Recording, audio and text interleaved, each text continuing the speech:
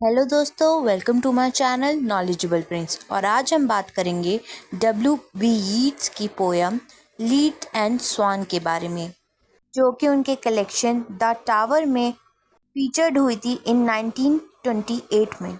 ये poem Greek mythology पे based है, जिसमें जो लीड है वो स्वान, जो कि ज्यूस दिखाया गया, रिप्रेजेंट किया गया, उससे सिड्यूस हुई थी। और ये यीट्स का फाइनेस्ट वर्क है। W.B. ईट्स का पूरा नाम है विलियम बटलर ईट्स, और वो 20th सेंचुरी के सबसे मोस्ट इम्पॉर्टेंट पोएट भी हैं। पोएट ने ये पोएम काफ़ी विविडली और ड्रामेटिकली कंपोज की है। इसमें एक बिग बर्ड, जो कि स्वान है, वो अपने विंग्स को फड़फड़ाता है, यूज़ करता है एक लड़की को जिसका नाम लीड है, जो कि उसी पॉन्ड में बाथ ले रही होती है। वो बर्ड, वो स्वान उस लड़की के आसपास घूमता है, उसके थाइस के आसपास से जाता है, चेस्ट के आसपास से जाता है। वो लड़की के लिए ये काफ़ी डिफाइड एक्सपीरियंस था। वो कैसे हेल्पलेस हुई है इस पोयम में, सब दिखाया गया है। कैसे एक इमॉर्टल गॉड मेटेड हुआ था एक लड़की के साथ, जो कि मॉर्टल है। ये 14 लाइन्स की पोयम है, जो कि 3 स्टैंजाज में डिवाइडेड है। ये अब पोयम की शुरुआत करते हैं, पोयम को लाइन बाय लाइन समझते हैं। A sudden blow, the great wings beating still above the staggering girl. Her thighs pierced, but the dark webs, her nape caught in his bill. He holds her helpless breast upon his breast. इन लाइनों का मतलब है कि एक bird है, एक बड़ी सी bird है जो स्वान है, और वो ज्यूस को रिप्रेजेंट कर रही है। वो बर्ड एक लड़की को सिड्यूस कर रहा है जिसका नाम है लीड, और वो लड़की उसी पॉन्ड में नहा रही होती है। वो बर्ड उसके थाइस के बीच में से जा रहा होता है।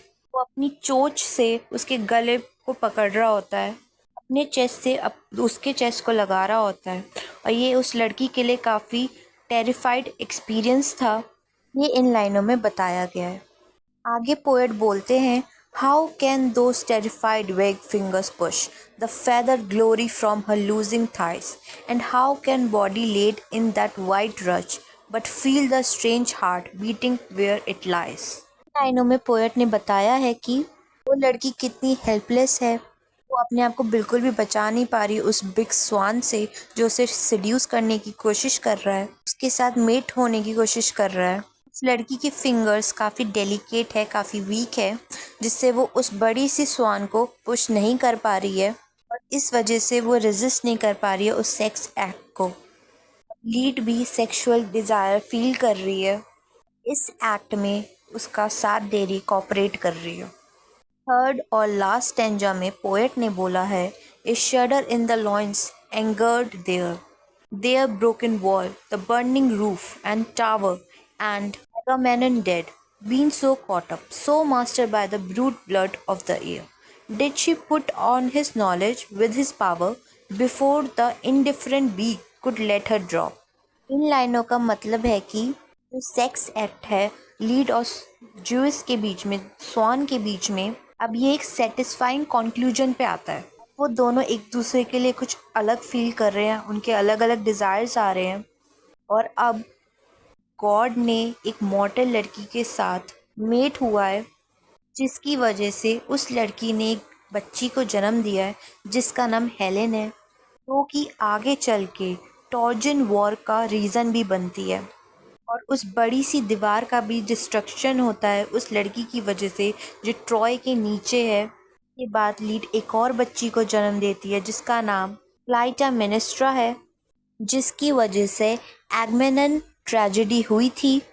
एगमेमनन के लीडर ने ट्रॉय को डिफीट किया था, और बाद में एगमेमनन को क्लाइटामेनेस्ट्रा ने खुद ने, जो उसकी वाइफ थी, उसने मार दिया था, जो कि लीड और जूस की बेटी थी। Did she put on his knowledge with his power before indifferent beak could let her drop? इन लाइनों में पोएट बोलते हैं, क्या लीड को ज्यूस के पावर का अंदाज़ा था जब ज्यूस ने लीड को अपनी चोट से, जब वो स्वान था, उससे सिड्यूस करा था कि इतना सब कुछ हो जाएगा। दोस्तों, यहीं पे पोएम का एंड होता है। और पोएम देखने के लिए लाइक करें, शेयर करें और सब्सक्राइब करें हमारे चैनल को। Thank you.